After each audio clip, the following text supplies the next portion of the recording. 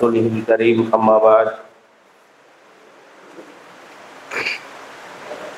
சுருக்கமாக நேற்றைய தினம் நாம் முஆவியத் இப்னு யஸீத் அவர்கள் வரைக்கும் நம்ம பார்த்தோம். அதாவது யஸீதுடைய மகன், அவங்க 40 நாளோ அல்லது 3 மாசமோ குறுகிய கலந்த ஆட்சியில் இருந்தாங்க. அடுத்து ஆட்சியை ஷூரால விட்டுட்டாங்க. அதனால தான் அவங்களுக்கு வரலாற்றில் கூட அவங்களுக்கு ஒரு நல்ல இது இருக்குது, நல்ல அவங்கள பற்றி நிறைய நல்ல இது எழுதியிருக்காங்க அப்படின்னு சொல்லி நம்ம சொல்லியிருந்தோம். அவங்களுக்கு அடுத்ததாக ஆட்சியில் வர்றது யாருன்னு பார்த்தா அப்துல்லா இப்னு ஜுபைர். அப்துல்லா இப்னு ஜுபைர் யாரு அப்படின்னு பார்த்தோம்னா, இவங்க ஆட்சியை என்ன பண்றாங்க, நான் தான் ஹலீஃபான்னு சொல்லி அறிவிக்கிறாங்க மக்களுக்கு.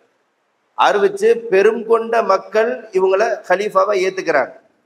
அதுக்கப்புறம் இவங்க ஆட்சிக்கு வர்றாங்க. இந்த அப்துல்லா இப்னு ஜுபைர்ன்றவங்க யார் அப்படின்னா, ஜுபைர் யாருன்னு ஃபர்ஸ்ட் தெரிஞ்சுக்கணும். ஜுபைர்ன்றவங்க யார் அப்படின்னா, அஸ்மா ரலியல்லாஹு தஆலா அன்ஹா இருக்காங்கல்ல, அபூபக்கர் ரலியல்லாஹுடைய மகள் அஸ்மாவை கல்யாணம் பண்ணவங்க அப்துல்லா ஜுபைர் ரலியல்லாஹு. இந்த அப்துல்லா இப்னு ஜுபைர் தான் மதீனால பிறந்த குழந்தை. நீங்க வரலாறுல படிச்சிருப்பீங்க, தாரீഖ்ல.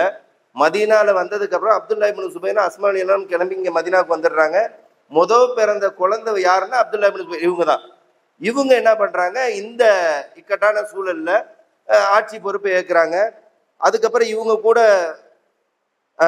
கொஞ்ச நாள் ஆட்சி செஞ்சுட்டு இருக்கும்போது அடுத்து இன்னொருத்தவங்க யார் போர்க்கொடியை தூக்குறாங்க அப்படின்னா,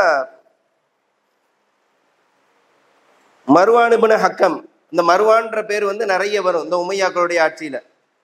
மர்வான் இப்னு ஹக்கம் இவங்க தான் என்ன பண்றாங்க, அடுத்து இவங்க கூட அடுத்ததுக்கு ஆட்சிக்கு வர்றாங்க.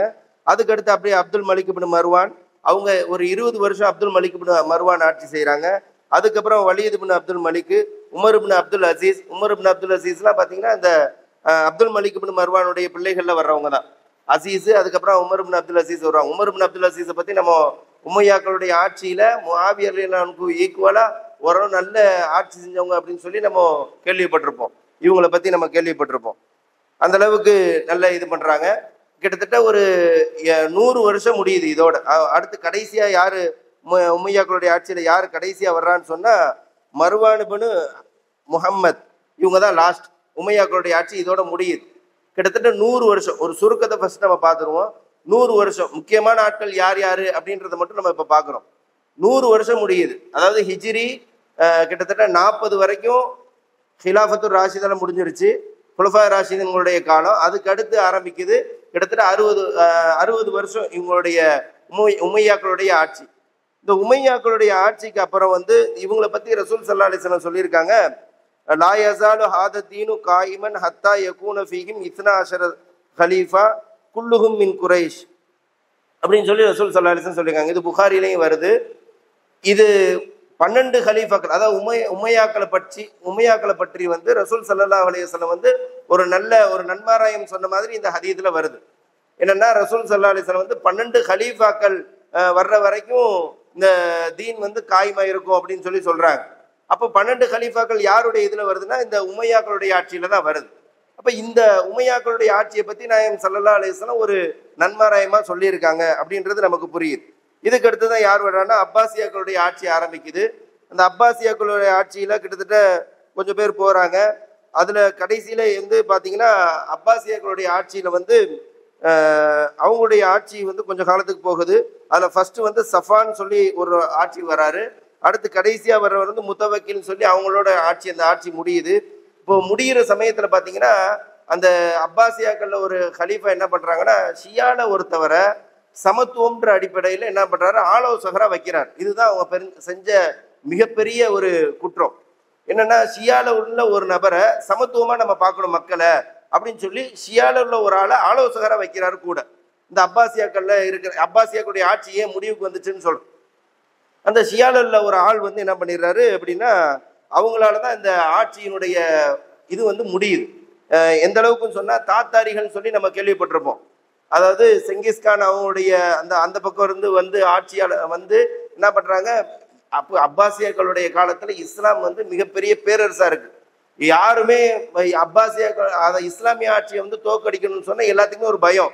இந்த மாதிரியான ஒரு சூழல் இருக்கிற நேரத்துல இந்த மாதிரி ஒரு குழப்பம் ஏற்பட்டு கிட்டத்தட்ட 5 லட்சம் முஸ்லீம்கள் கொலை செய்யப்படுறாங்க. மிகப்பெரிய வரலாறு, தாத்தாரிகள் வரலாறு. நம்ம கொஞ்சம் கொஞ்சமா பார்க்கும்போது அதை தெளிவா பார்ப்போம் இன்ஷா அல்லாஹ். அடுத்த 5 லட்சம் பேர் கொலை செய்யப்படுறாங்க. முதல் இந்த சுருக்கத்தை மட்டும் நம்ம பார்த்துருவோம். இதுக்கு அடுத்து அந்த அப்பாசியாக்களுடைய ஆட்சி வந்து முடியுது. அதுக்கு அடுத்து ஒரு 2-3 வருஷத்துக்கு அப்புறம் என்னன்னா அப்பாசியாக்களுடைய இரண்டாவது அப்பாசியாக்களுடைய ஆட்சி ஆரம்பிக்குது. அது வந்து பாத்தீங்கன்னா இந்த இரண்டாவது அப்பாசியாக்களுடைய ஆட்சியில வந்து பாத்தீங்கன்னா ஃபர்ஸ்ட் அப்பாசியாக்களுடைய ஆட்சியில வந்து தலைநகரம் வந்து பகதாத். முஆவியா தலைநகரம் எதை வச்சிருந்தாங்க?